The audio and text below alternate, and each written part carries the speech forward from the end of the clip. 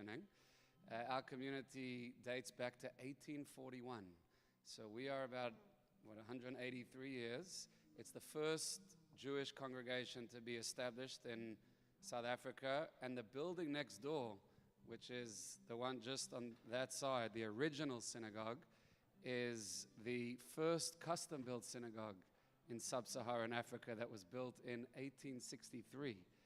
And this synagogue was built in 1905. So in those days, they didn't build with aircon, and I brought some engineers in here too. Very complicated to do. But we are working maybe on various alternatives to help get a little bit cool, although the ventilation system is quite good in here, actually. But that's for another time. But just to give you the context of the space that we're in, which represents 180 years of history of the South African Jewish community.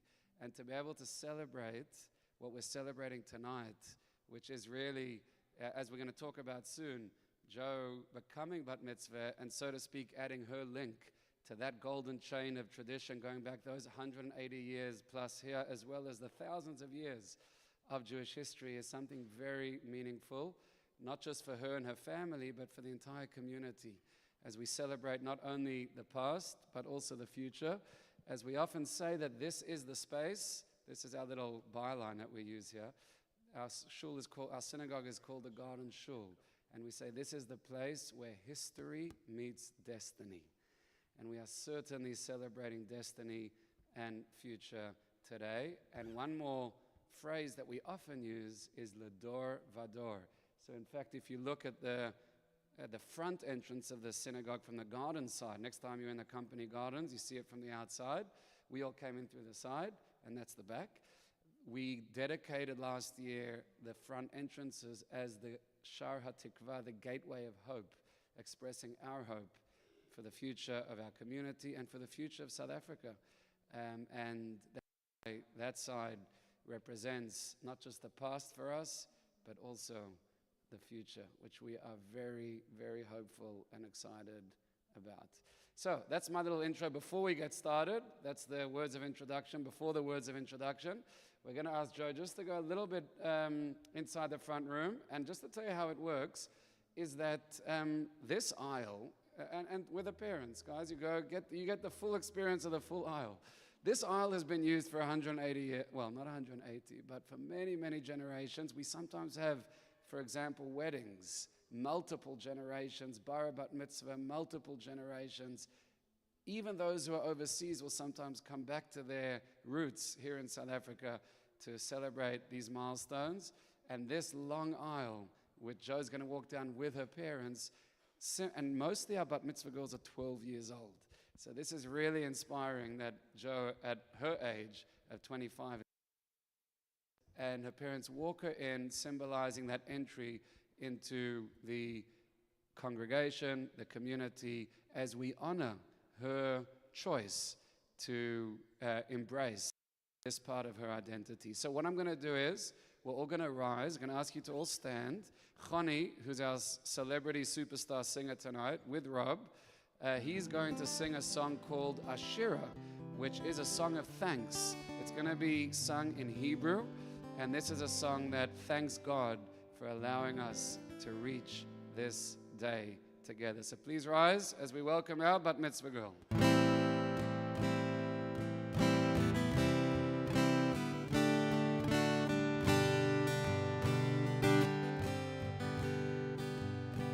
ואני בחסדך בטחתי, יגל ליבי בישועתך. ואני בחסדך בטחתי, יגל ליבי בישועתך. ואני בחסדך בטחתי, יגל ליבי בישועתך. ואני בחסדך בטחתי, יגל ליבי בישועתך. השיר על השם, השיר על השם, אשיר על השם כי גמל עליי אשיר על השם אשיר על השם אשיר על השם כי גמל עליי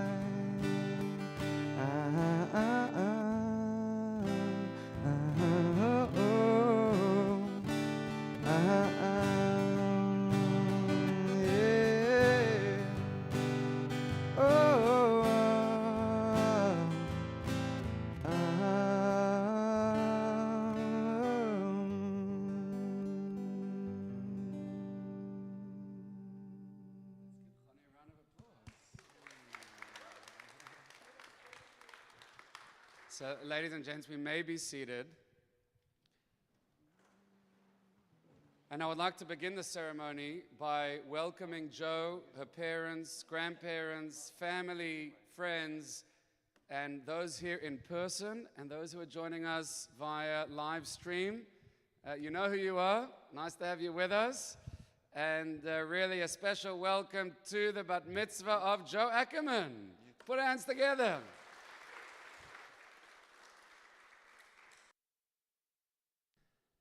So, this bat mitzvah, as mentioned earlier, is extremely unique and special for myself personally and for our community because Jo has chosen to do something which we don't experience that often.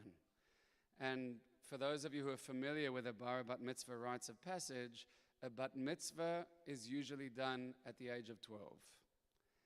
And Jo didn't have a bat mitzvah at the age of 12, but as she got older, no judgment, as she got older, she decided that she wants to, and I'm sure she's going to talk about this a bit more, but she chose to actually take on this journey.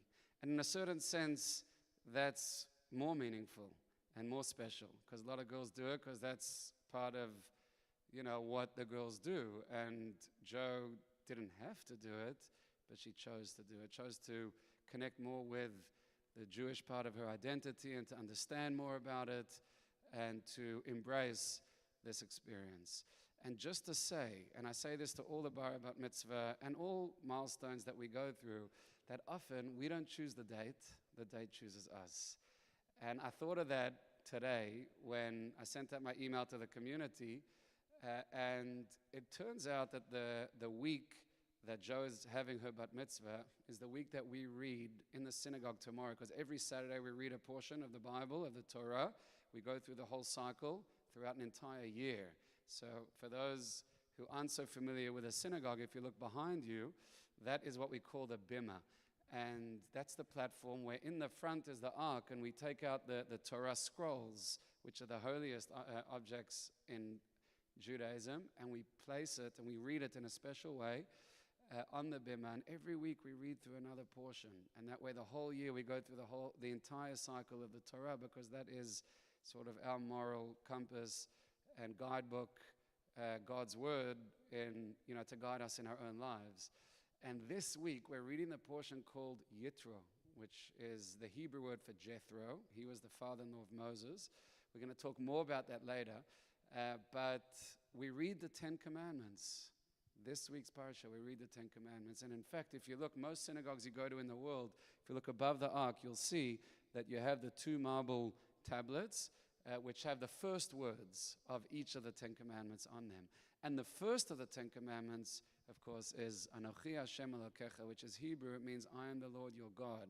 And as I pointed out in the email today, that when I say your God in English, that could be individual or collective.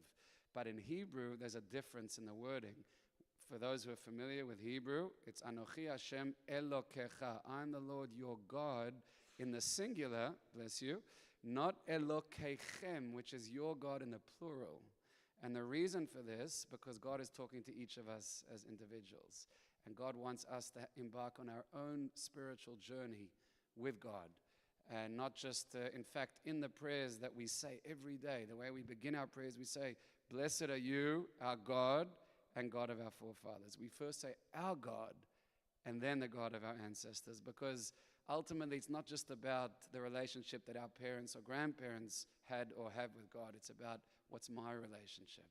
That's actually what's primary. So we build on the history, creating our own destiny and our own link that we add to the chain. And that's what, for me, Joe represents, having her bat mitzvah this Shabbat, because this is fully you. And you've chosen this, and you've chosen to create your own meaningful relationship with God, with the Jewish community, with this around you, and to find your sort of space along that path. And so my blessing to you, and my blessing from all of us and to myself, is that we should all be inspired by what Joe is doing today, to find our own connection and to find our own spiritual path in order to, and it's really a path to adulthood. It doesn't matter what age you are, because becoming an adult is really taking responsibility, that agency over our own lives, and creating that special connection. And so Joe had a really incredible teacher, Rabbi Oppet and Mrs. Oppet, Chana. They will be here soon. I just spoke to Rabbi Oppet, and his son actually had, I don't know if he told you, had an up today. It was I think it was like a bit of an emergency story. They are on their way. He was just helping, and he will be here soon. He does have some special words to say to Joe. So that would usually be the part that he would say now, and he is going to be here shortly. But so therefore, I'm just going to, one of the things they teach us in rabbi school is how to sort of, what's the word? Improvise, exactly. So now we are going to improvise, and I'm going to improvise by doing two things. I'm going to tell you a very short anecdote, and then I'm going to ask Choni to sing a special song for us, and then we're going to call up Joe. My anecdote is, I don't know if you saw this, but Elon Musk, he's doing all these exhibitions into space and all that sort of thing. So apparently they wanted to try doing a Batmitzvah in space. I don't know if you saw this. So they took a family and they went up to space and they did a Batmitzvah. And when they got back, they interviewed the Baba. That's the grandmother. They interviewed the Baba and they said, "Tell us, how was your Batmitzvah in space?" And she said, "The Batmitzvah was amazing. There was one problem." What was the problem? There was no atmosphere. That was just a joke, by the way. What I always find within our community is how much atmosphere there is and how much atmosphere we are blessed with here in Cape Town and in South Africa and really in our beautiful community here today. So before I call up Joe to share with us what is called her Devar Torah, which is her presentation, which is a bit of a summary of her journey as well as some of the meaningful aspects she took from it, connected to maybe her name and the time of the year or any of that stuff. I didn't get all of it. Joe's very independent. So I'm going to ask Choni to sing a special song for us, the song of One Day. And One Day is a song some of you might be familiar with. It's a song from Batmitzvah, a Jewish singer, a reggae singer, who speaks about the time when, as we, especially today in the world where there's so much turmoil in the world, where we sing one day, we pray for a time for peace and healing for all people.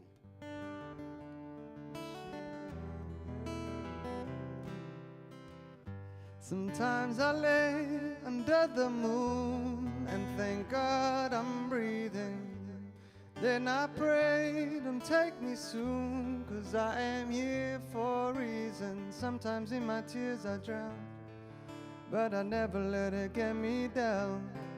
So when negativity surrounds, I know someday it'll all turn around, because all my life I've been waiting for, I've been praying for the people to say that we don't want to fight no more, there'll be no more war, and our children will play one day, one day, one day, one day, one day.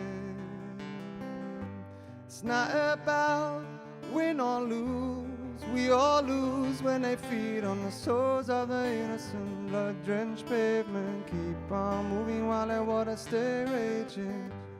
In this maze you could lose your way, your way. It might drive you crazy, but don't let it faze you, no way, no way. Sometimes in my tears I drown, but I never let it get me down.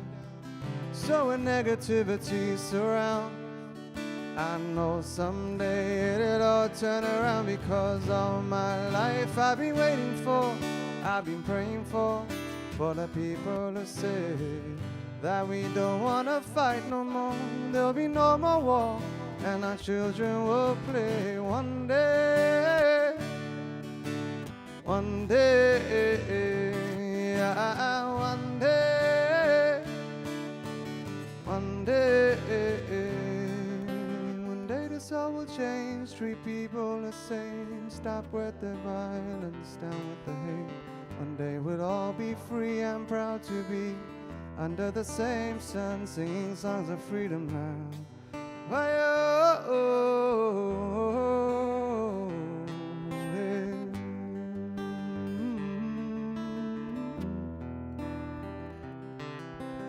All my life I've been waiting for, I've been praying for the people to say that we don't wanna fight no more. There'll be no more war, and our children will play one day, one day, one day,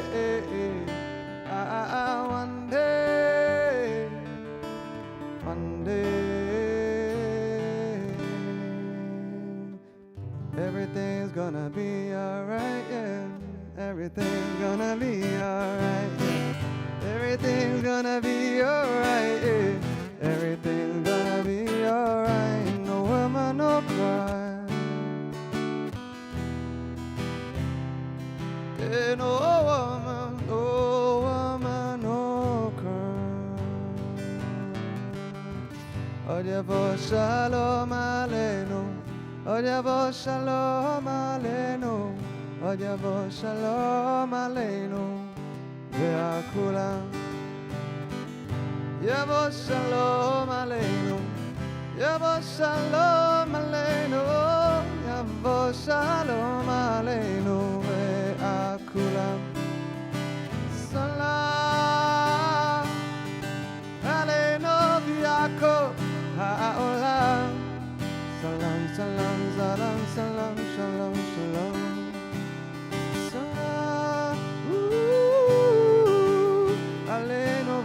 Kol ha'olam, salam shalom. Hashem ye'oz le'amo yiteh, Hashem oz le'amo yiteh, Hashem oz le'amo yiteh, namo yiteh. Hashem oz le'amo yiteh, Hashem oz le'amo yiteh.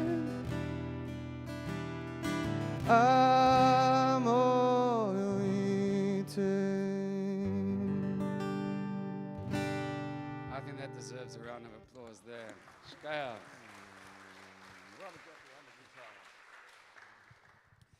So, ladies and gents, it really gives me great pleasure to introduce our Bachura Batmitzvah. We asked Joe to come forward and to present for us her Devar Torah. Let's put our hands together.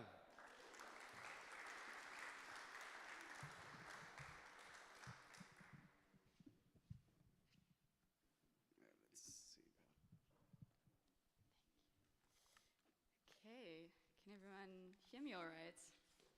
Yeah? So, thank you so much for being here. I know that this is an unusual occasion for everyone. And I know a lot of you haven't never been in a shul before, so thank you for coming. I think I should explain how I ended up being here, because it is so unusual. So let me tell you a little story about my life. My parents and my brother and I moved from Joburg to Namibia when I was a child, and then from Namibia to Cape Town. And so we sort of left behind my mom's Jewish family in Joburg. when the time came for me to have a bat mitzvah or go to a Jewish high school, I straight up said to my mom, I don't want to do it. And the reason was that I've always had a very clear sense of what I thought was an authentic version of myself and wanting to be like that. And I basically didn't feel Jewish enough. I felt like I don't deserve to have a bat mitzvah. I don't deserve to go to a Jewish school. I'm not Jewish enough. And my mom didn't press me. And so basically what happened was, by circumstance and by my own choice, I was dislocated from what I thought was, the Jewish community. Of course, it was my feeling and not the Jewish community doing that to me. And I felt like I was what were the hallmarks of a secular South African Jew. However, I did continue to identify as Jewish, and last year it became a running joke in my friendship group that whenever I met someone new, I wouldn't hesitate to mention that I was Jewish, whether they were interested or not. So I was clearly compensating, and at some point I really questioned, and I thought, wow, I think I have imposter syndrome, and I'm compensating by just mentioning this whenever I can. And then around the same time, we traveled to Johannesburg for Pesach, Passover, and we were with my Jewish family, and I just was sitting there thinking, I hardly know anything about this story that is so fundamental to Jewish identity and to Jewish history. So this is what really inspired me to begin learning with Rabbi Oppet and Rabbi Feldman. You guys will meet Rabbi Oppet soon.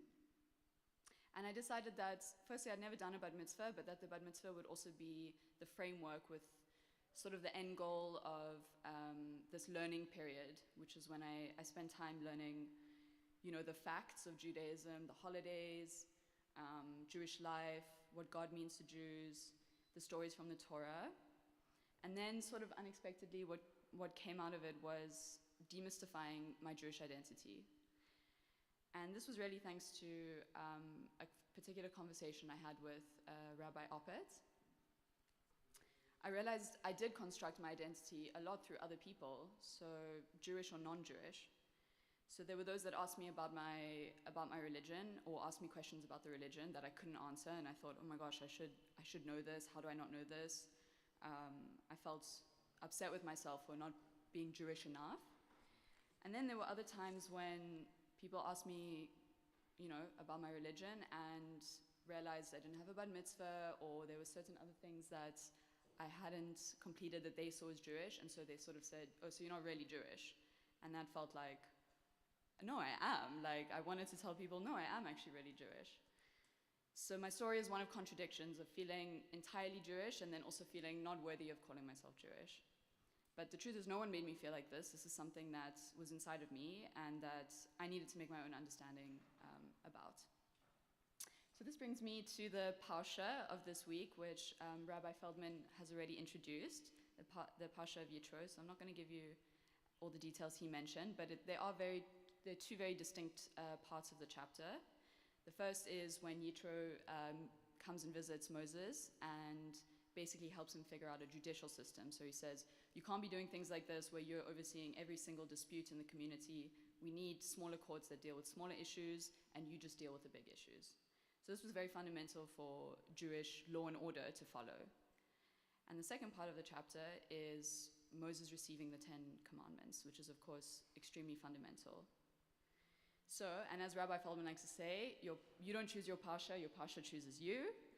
And I really do feel a connection to this Parsha.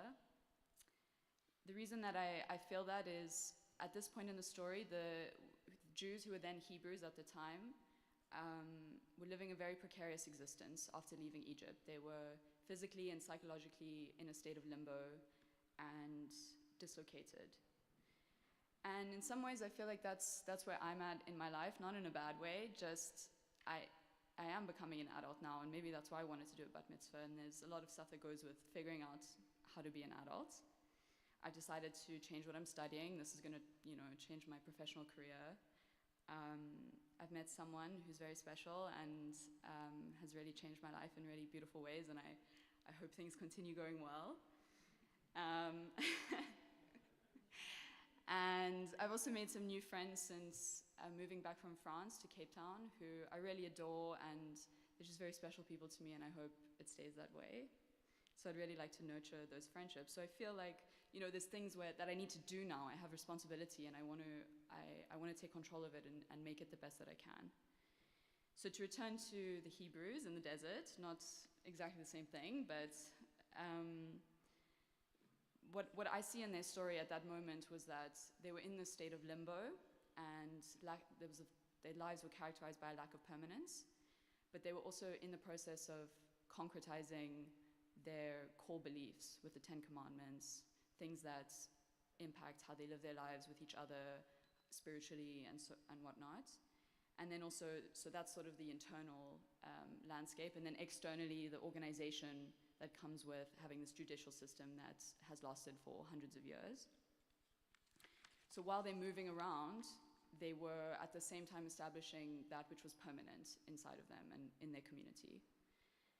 And this is what I feel that I've realized through my Batmitzvah experience is I really have a more permanent sense of self that I think will accompany me no matter where I am, whomever I'm with. And I feel like I know more who I am now. I am Jewish, I can say that. Maybe not the best Jew, but I'm trying. I'm also really full of love for my family and friends.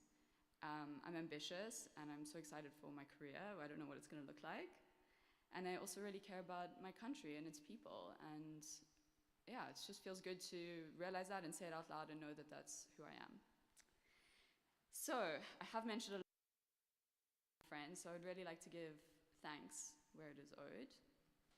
I'll have to save my thank yous for the op-eds. But Rabbi Feldman, thank you so much for welcoming us into your shul and being so accommodating of me and my strange story, and also for that which you've taught me about Judaism, and for organizing such a beautiful ceremony. Really, it's really beautiful. Thank you. Rabbi Oppert also introduced me to Barbara, who is also running late. And Barbara had her bat mitzvah at age 69. And she provided me with some guidance and support and sent me on a path that led me to Rabbi Oppert. A huge thank you to my parents and Granny and Grandpa Jossel for making this happen. I basically turned into a little girl, and I didn't really organize much for this, and I have to thank my parents for that, so thank you so much, Mom and Dad. Thank you to Pierre for being so supportive. We come from different religious backgrounds, but he's never ever let that be a reason not to be 1,000% supportive of me, and he thinks it's great that I'm doing this, and he's just a great person. Thank you to Seth and Gemma. Seth is my brother and Gemma is his fiance. You've been very supportive of this, all the stress about the organization, what I'm going to wear, what it's going to be like. So thank you for listening to all of that. Same can be said for Constance, who I've known since I was a little girl.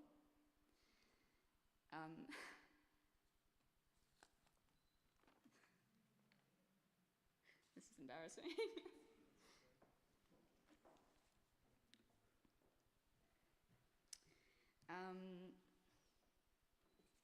Thank you to my other grandparents. Unfortunately, my one grandfather couldn't be here. Thank you for being here, Nan, and for all your support as well. To those that traveled from Joburg, my Jewish family, I really appreciate it. David and Alana, and Laura, thank you as well. And David and Tessa, Anna and Rebecca, Lisa, Rachel, everyone, all my family, thank you so much. And thank you to my friends for being open to experiencing this today. Like I said, I know you have probably never been in a synagogue before. Yeah, okay, I'm gonna end it there. Joe?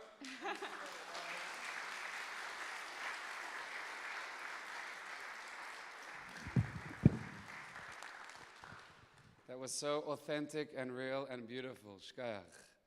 Before I call up Joe's parents, just to say that, Joe, you made a comment before about what type of Jew you are. Just have one comment to say to that. and that is that when Sarah's great-grandfather was learning in the little shtetl in Poland, and his teacher once asked him a question that has been passed down through the generations to our kids, and the teacher asked them a question: if you have two people on a ladder, who's higher, the one standing on the top or the one on the bottom? And the kid said, what do you mean? It's the one on the top. He said, well, it depends. So if the one on the top is going down and the one on the bottom is going up, then actually, in a conceptual sense, the one on the bottom is actually higher. And I think you're on the highest rung. So please God, onwards and upwards. I think we're going to ask Lisa to come forward and to share a few words. Let's put our hands together for Lisa.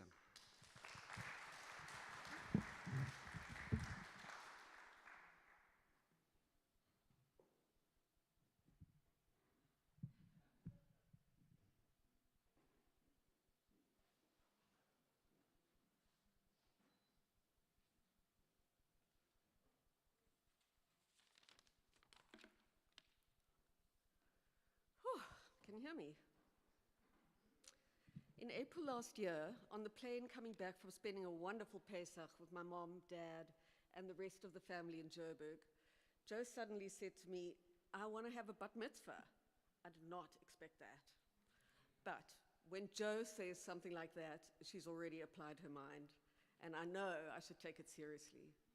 Within weeks, she had found herself two excellent teachers, Rabbi Brian and Rebbe Chana Opet.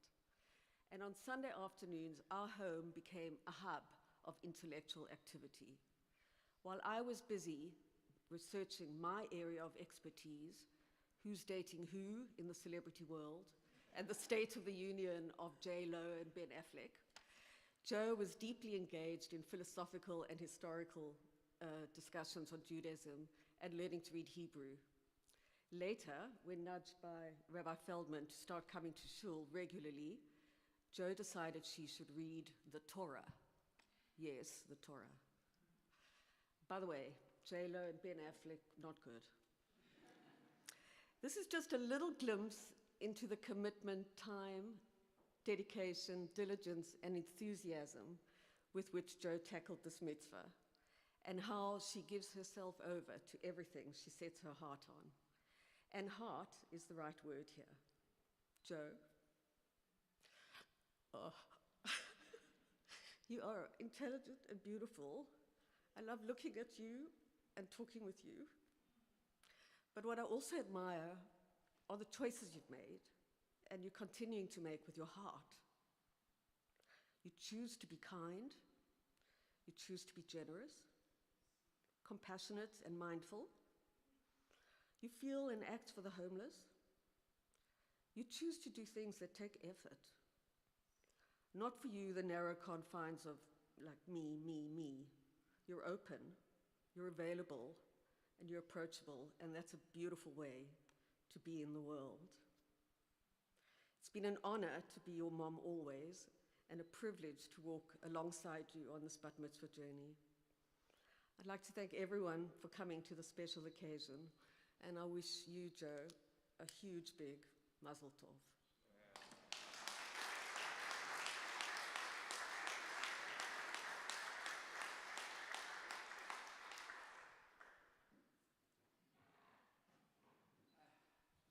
Say it's not easy to be a mom.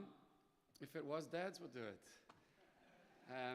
That was awesome. Thank you, Lisa. Let's put hands together for Lawrence.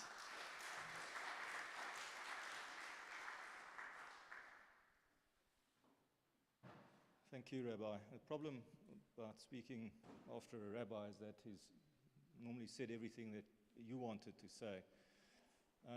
But what struck me about Rabbi Feldman's introduction was that, Joe, if you sit here and you look around and you look at the variety of people here from different backgrounds, religions, races, identities, creeds, this is what I would describe as a rainbow bat mitzvah in a truly South African way, but also in a truly Joe way, because there's so many of your different components that make you who you are.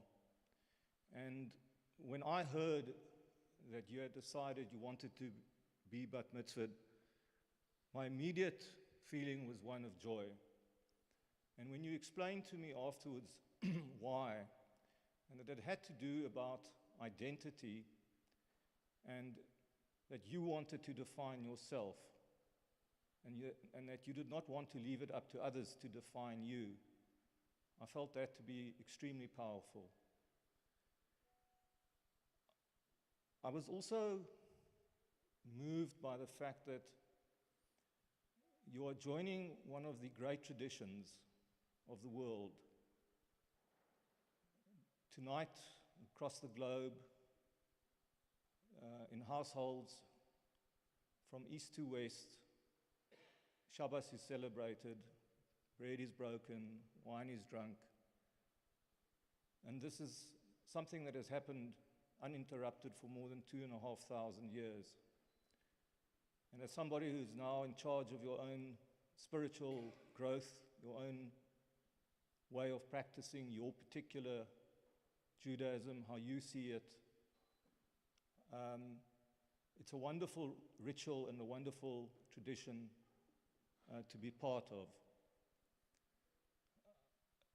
Something else that I want to say is that I'm not only extremely proud of you, but I feel inspired by you. And I felt inspired when I listened to you talk. As Rabbi Feldman said, you have made a decision as an adult. And with that comes challenges. You are older, you are wiser, the implications are greater, and yet you have staked your claim to say, this is who I am. And I think that is wonderful, and I salute you. I also, as a rainbow bat mitzvah and as a rainbow person, and your mother who spoke so beautifully about how you care and how you spoke about how you love South Africa and care about people. You are also a hodgepodge of German, Dutch, and French. And as this is a new journey, I think it's also appropriate just to remember your middle name, the first letter in the Greek alphabet, Alpha, which was from your great-grandmother. And she was the firstborn after the war. And this was a new beginning for them, as it is a new beginning for you. The blessing that I want to give you is not my own. It's one of a Jewish poet, and I consider him a prophet. And he wrote it to his son, Jesse, when he was born.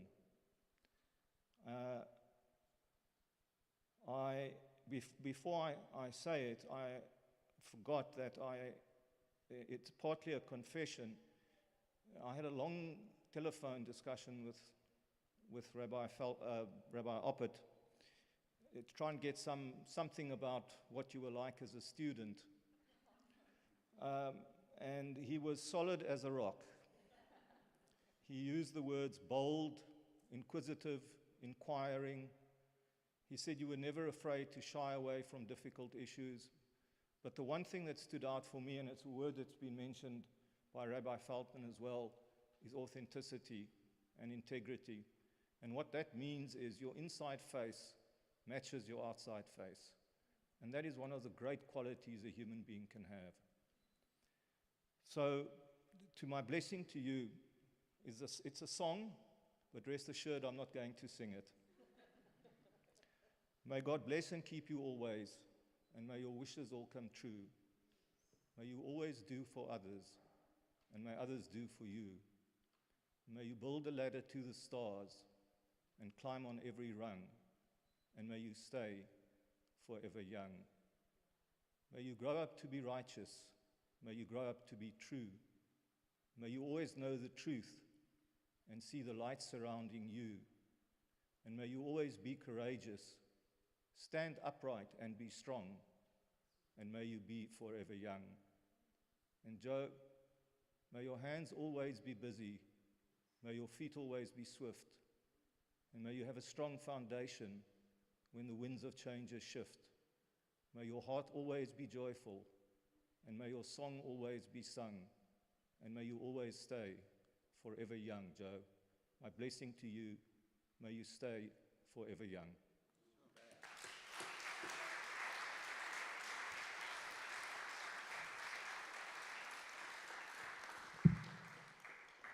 Beautiful. I think I'm going to petition the powers that be that we should start doing bat mitzvahs at 25. That really, really was so special and so moving and so inspiring. So thank you so much for that and allowing us to be part of this. What we're going to do now is Choni, we can't have a bat mitzvah without fiddle on the roof. So Choni's going to do the Sabbath prayer, following which we're going to ask Joe, are you going to invite people to light candles? Joe's going to invite significant people just to come up and light a candle on behalf of all of us. The candle is what we light as we bring in Shabbat. This is sort of like the symbolic ones. The real ones we're going to do after with a blessing. But it's the idea that Shabbat brings light and peace and harmony and tranquility into our hearts, our homes, our world. And that's what Shabbat represents. So over to Choni G for the Sabbath prayer.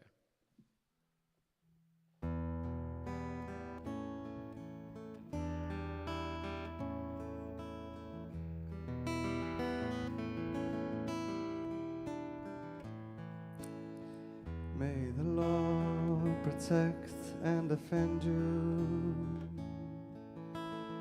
May He always shield you from shame. May you come to be in Israel a shining name.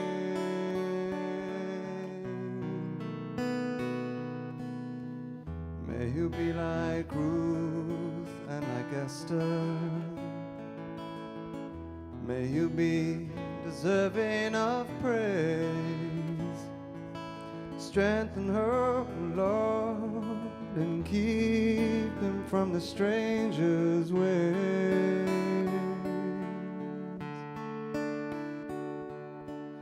May God bless you and grant you long life.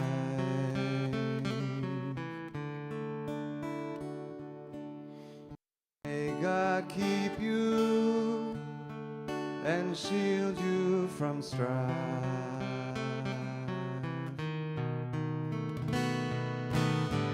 May the Lord protect and defend you. May God always shield you from shame.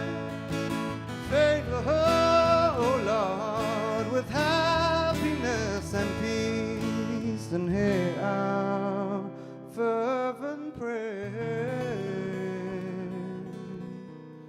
Amen.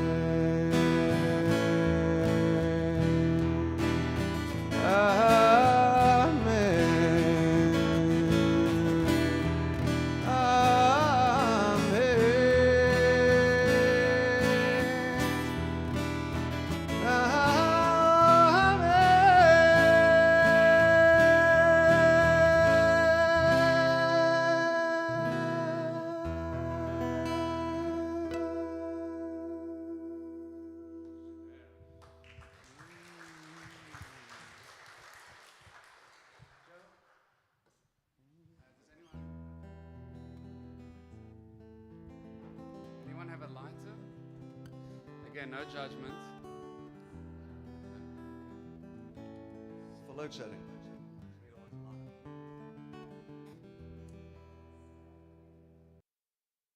Oh, the Uppert. Ladies and gents, Rabbi and Rebbetzin Uppert. We've heard so much about Rabbi Uppert. We're going to hear from him soon, maybe after the candle lighting.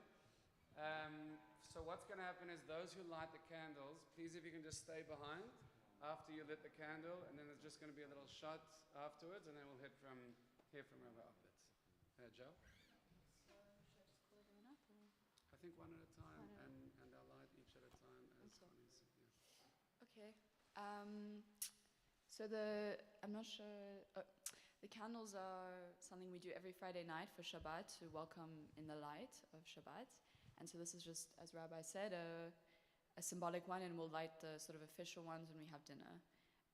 So can I call up Granny Roz? Can you come light a candle?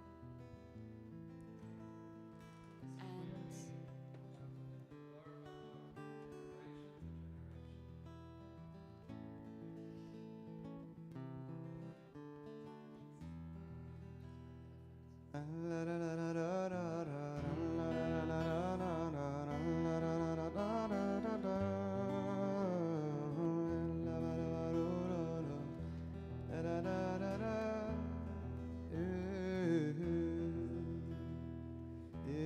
יברכך אדוני וישמרך כן יהי רצון.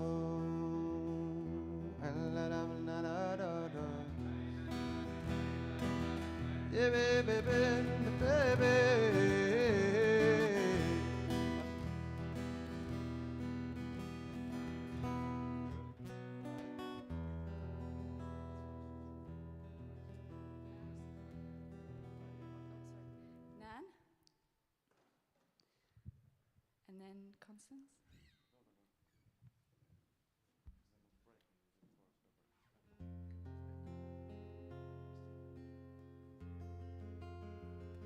לדוב אדום, לדוב אדום, לדוב אדום, נקי גדלך, ולנצח נצחים, ולנצח נצחים, קדושתך נקדיש לדוב אדום.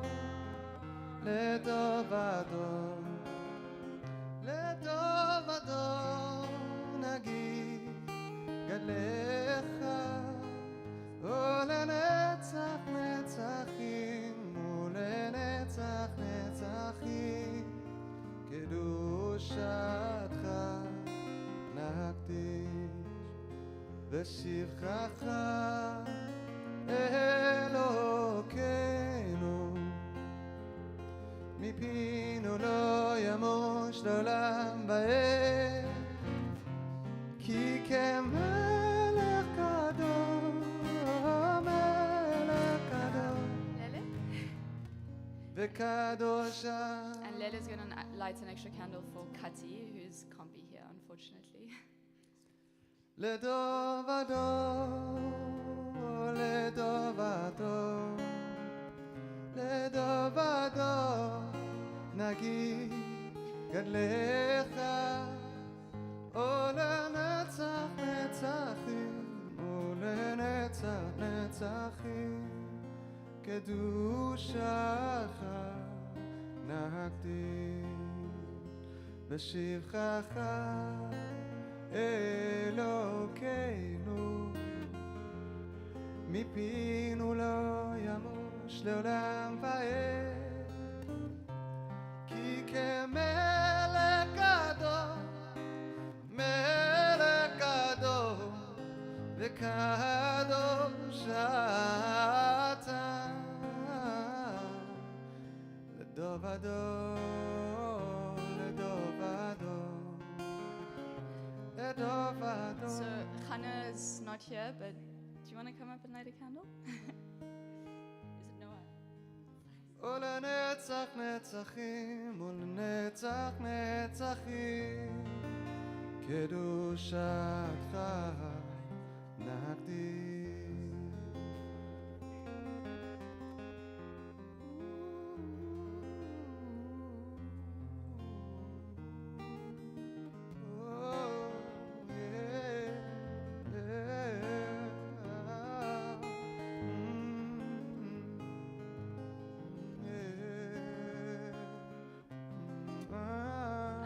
Gemma and Sethi, and then Pierre.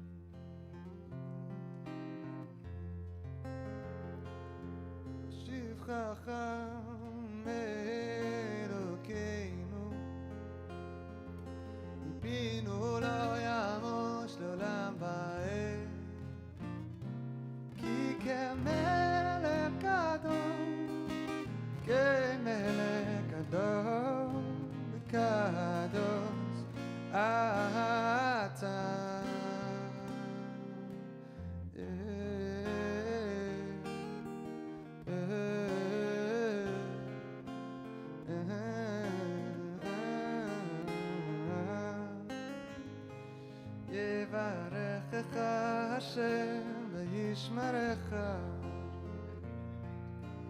כן יהי רצון, אמן.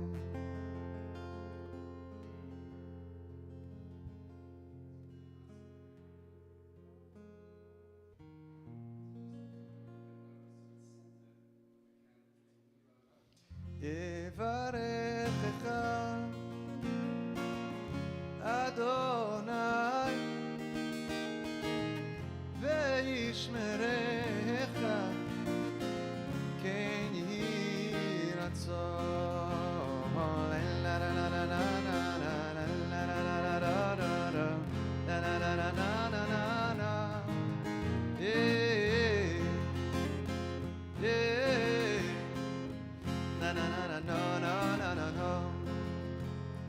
יאר אדוני פניו אליך ויחונך, כן יהי רצון.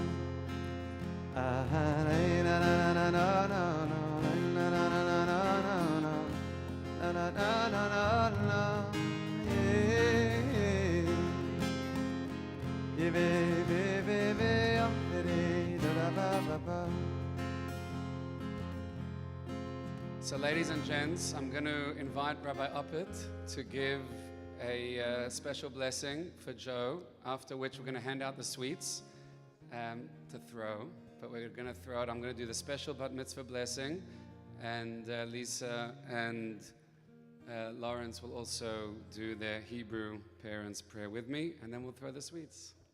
And that will conclude the service. But I'm going to hand over. Let's put our hands together and welcome Rabbi Brian Uppert.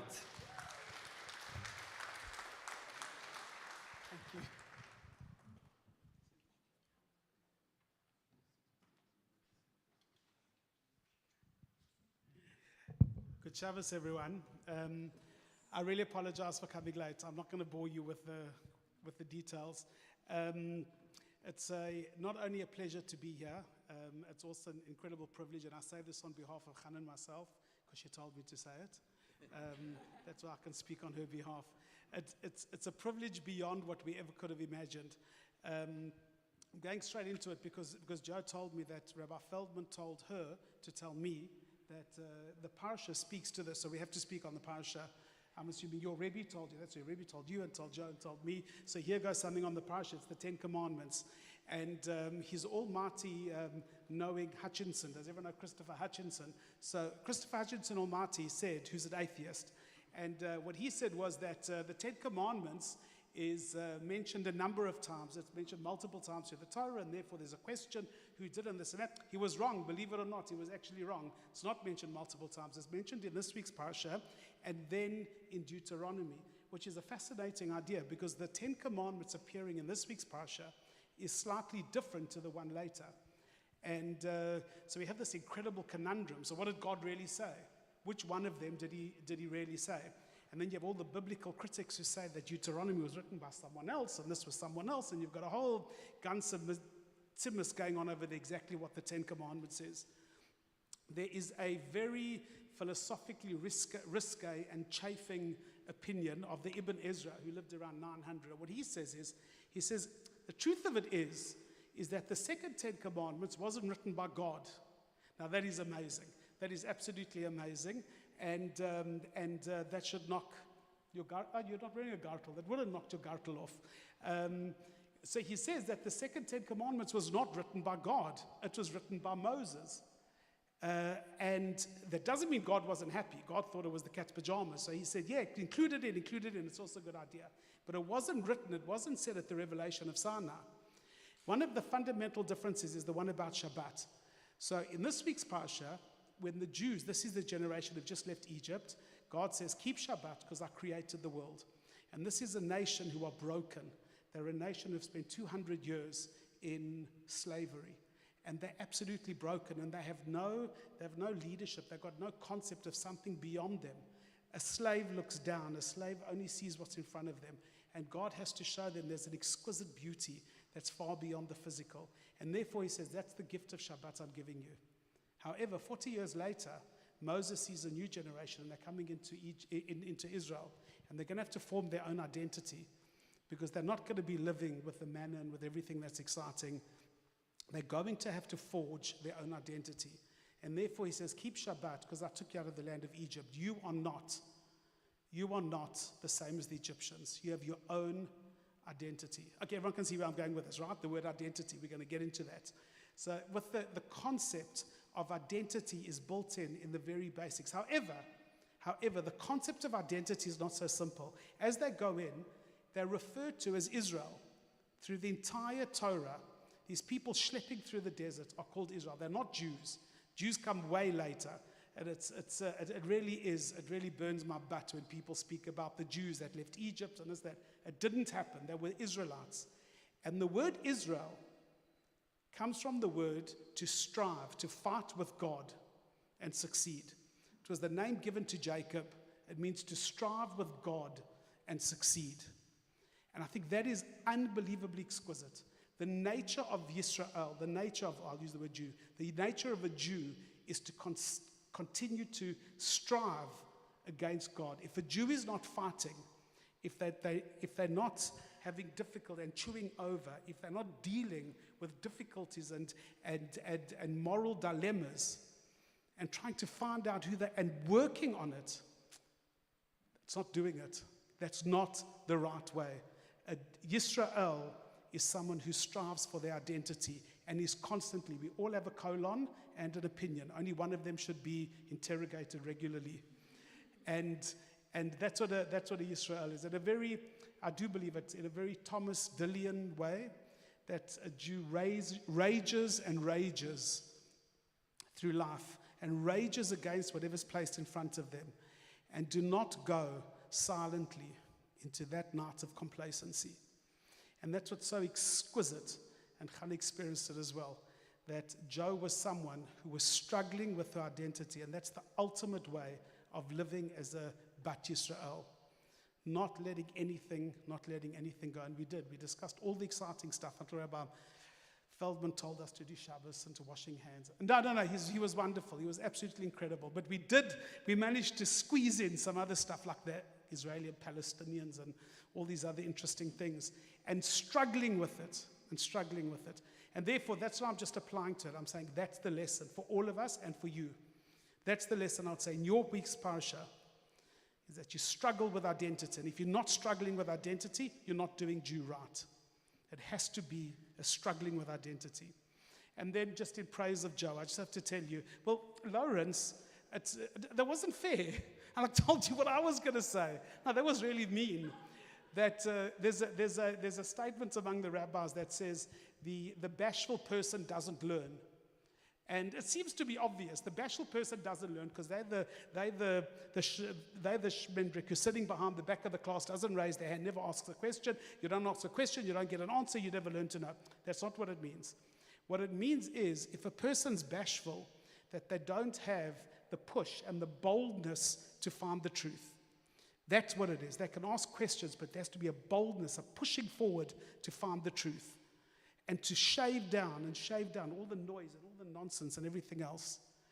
And that's what I found with Joe. It was the most unbelievable learning with Joe. That she was a sponge, but then she asked the question. And just like that over there, asked the question, and then asked the question over there. That this boldness of searching for truth and understanding on how things developed was a pleasure for me, and it was unbelievable. And Joe, you are the brocha in and of itself. A desire to learn Torah is a brocha that you have. And that was what I just found unbelievable about you, that boldness to find out truth and to look for truth. Besides for all the really nice things everyone said about you. That's what I experienced with you, the learning. Thank you for giving me the opportunity to be able to learn with you.